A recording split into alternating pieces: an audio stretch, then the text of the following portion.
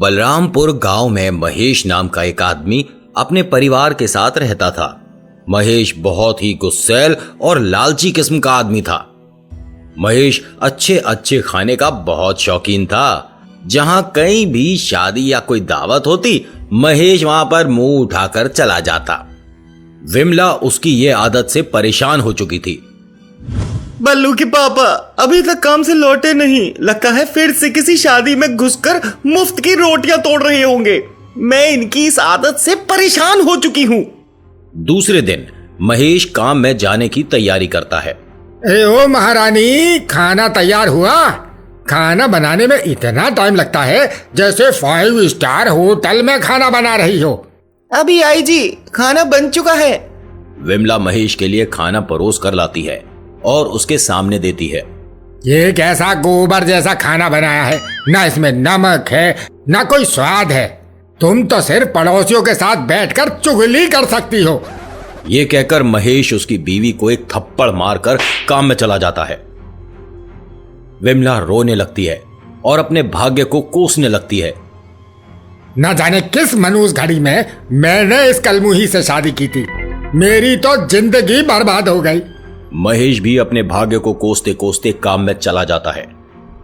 महेश काम करने लगता है और मन ही मन सोचने लगता है, अगर आज भी कोई शादी का दावत मिल जाए तो मजा ही आ जाए। शाम हो जाती है। महेश घर की तरफ जाने लगता है। आज का तो दिन ही खराब था।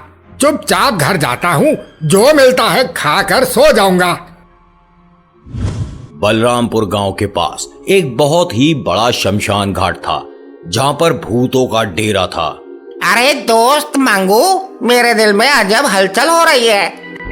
कैसी हलचल दोस्त? हाँ, मुझे प्यार हुआ है, प्यार हुआ रम प्यारी से। ये कौन सा गाना है? मैंने तो ये गाना नहीं सुना। दोस्त, ये मेरे दिल की आवाज है। अगर मुझे राम प्यारी नहीं मिली तो मैं सुसाइड कर लूंगा। लेकिन दोस्त, तू तो पहले से मरा हुआ है। अगर राम प्यारी मुझे नहीं मिली तो एक बार फिर से मर जाऊंगा। अरे रुक जा दोस्त, सुसाइड बाद में करना। पहले ये तो बता, ये राम प्यारी है कौन? वो मेरी जान है और पड़ोसी वाले शमशान की शान है। मैं समझ गया, और राम प्यारी चुड़ैल को मैं अच्छे से जानता हूँ। सब कुछ तो ठीक है, लेकिन क्या भूतों के सरदार मानेंगे? चल चंगू, जाकर सरदार से बात करते हैं। भूतों के सरदार बैठकर चुड़ैलों का डांस देख रहे थे। नाचो रे नाचो, झूम झूम कर नाचो, घूम घूम कर नाचो, नाचो नाचो। तभी वहां पर चंगू मंगू आते हैं। बोलो क्या हुआ? यहाँ आने की क्या जरूरत पड़ गई? सरदार, मुझे पास की शमशान घाट की एक चुड़ैल से शादी करनी है। अगर आप मना करेंगे तो मैं पेड़ से लटक कर जान दे दूंगा। हमारी शमशान की चुड़ैल क्या मर गई है जो पास के शमशान से एक और चुड़ैल लाना चाहते हो? ठीक है, मैं तेरी खुशी के लिए सहमत हूँ, लेकिन बाद में सुसाइड का ड्रामा किया तो मैं ही तेरी आत्मा को पटक पटक कर मार डालूंगा। समझ गया? अरे चंगू, तेरी तो लॉटरी लग गई। कल तू दूल्हा बनने वाला है। सबको दावत भी तो देना है। चल जल्दी चल, बहुत तैयारी करनी है। मंगू भूत शमशान घाट में सारे भूतों को न्योता दे देता है और शादी की तैयारी करने लगता है। दूसरी तरफ महेश हर रोज की तरह अपनी पत्नी को डांट रहा था। जल्दी से खाना लाओ, मुझे दूसरे गांव काम के लिए जाना पड़ेगा। आने में रात हो सकती है। ये लीजिए खाना। फिर से जला हुआ रोटी और घास भूसा उठाकर लेकर आ गई। मंद बुद्धि औरत, तू क्या मुझे मारने की फिराक में है? मैं काम से आकर तुझसे देखता हूँ। महेश अपना झोला लेकर दूसरे गांव काम करने चला जाता है। वहां काम करते करते रात हो जाती है। रास्ते में अगर कहीं शादी की दावत मिल जाए तो मजा ही आ जाए, लेकिन मेरी इतनी अच्छी किस्मत कहाँ। महेश हर बार की तरह किस्मत को कोसता हुआ जंगल के रास्ते शमशान के पास से आ रहा था। तभी शमशान घाट में जोर जोर से ढोल बजने की आवाज सुनाई देती है। अरे वाह, लगता है शमशान घाट के पास किसी की शादी हो रही है। आज भगवान मेरी बात एक झटके में मान गए। जाकर देखता हूँ क्या क्या आइटम बना है। महेश पेड़ के पीछे से शमशान घाट की तरफ देखने लगता है।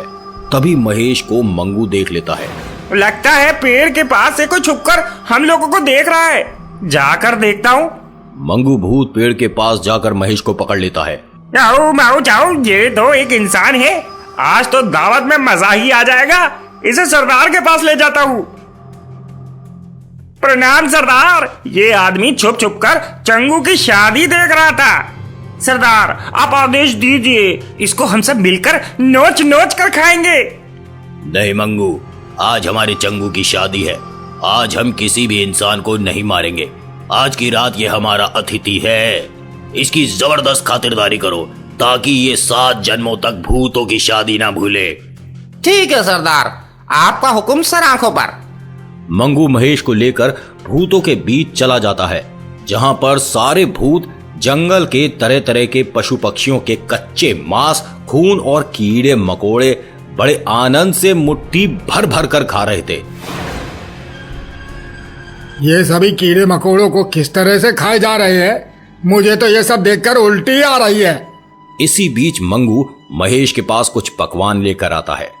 अरे हमारे नए अतिथि, खाओ खाओ, अपना ही घर समझो।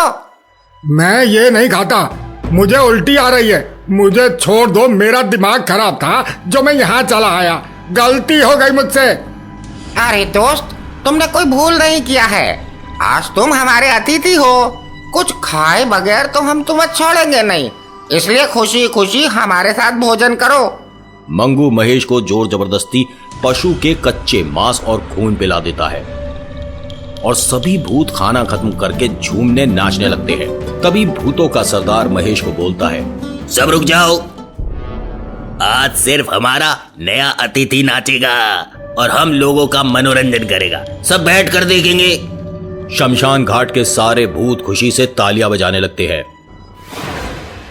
नाच मेरे अजय देवगन, नाच। ऐसा नाच धरती फट जाए और तू अंदर घुस जाए।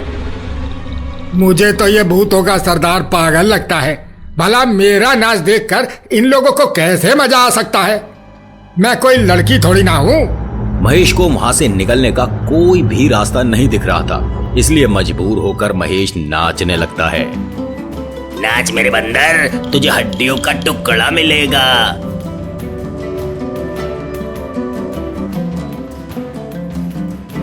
भूतों का सरदार खुशी से झूमता हुआ जोर जोर से गाना गाने लगता है। ये लोग तो मुझे नचा नचा कर ही मार डालेंगे। मुझे यहाँ से निकलने को तरकीब निकालना पड़ेगा। महेश अपने साथ भूतों को भी नाचने के लिए उत्साहित करने लगा। जब सभी भूत झूमने लगे और नाचने लगे, उसी फिराक में महेश वहां से भाग निकला। भूतों के चंगुल से निकलकर महेश जंगल के रास्ते दौड़ने लगता है। भागो रे भैया, बाप रे, दादा रे, अगर इन भूतों ने मुझे फिर से पकड़ लिया तो इस बार वह मुझे जरूर कच्चा चबा जाएंगे। महेश दौड़ते दौड़ते अपने गांव में पहुंच जाता है और अपने घर का दरवाजा खटखटाने लगता है। अरे बिमला, जल्दी से दरवाजा खोल, मरवाएगी क्या? विमला जल्दी से आकर दरवाजा खोलती है और महेश को पानी देती है। महेश बहुत ही डरा और सहमा हुआ घर के एक कोने में जाकर बैठ जाता है। विमला पति का यह व्यवहार देखकर बहुत चौंक जाती है और महेश से पूछने लगती है, अजी आपको क्या हुआ? आप इतने डरे सहमे क्यों हैं? मुझे बताइए। महेश विमला को पूरी बात बताता है, किस तरह वह भूतों के चंगुल से अपनी जान बचाकर वापस आया। मैं कसम खाता हूँ विमला, मैं दावत के बगैर किसी भी शादी में नहीं जाऊंगा। आप तो बिल्कुल ही बदल गए हैं। मुझे आपके लिए बहुत अच्छा लग रहा है। मैं भी आज से आपको बुरा भला नहीं कहूंगी। उस दिन के बाद से महेश कभी भी विमला को मारा नहीं करता और खाने के लिए भी उसे परेशान नहीं करता। महेश को जो भी खाना मिलता वह खुशी खुशी उसे खा लेता। अरे भाग्यवान, आज का खाना तो बहुत ही स्वादिष्ट है। पहले तो तुमने इतना स्वादिष्ट खाना कभी नहीं बनाया। मैं हर रोज ऐसा ही खाना बनाती हूँ।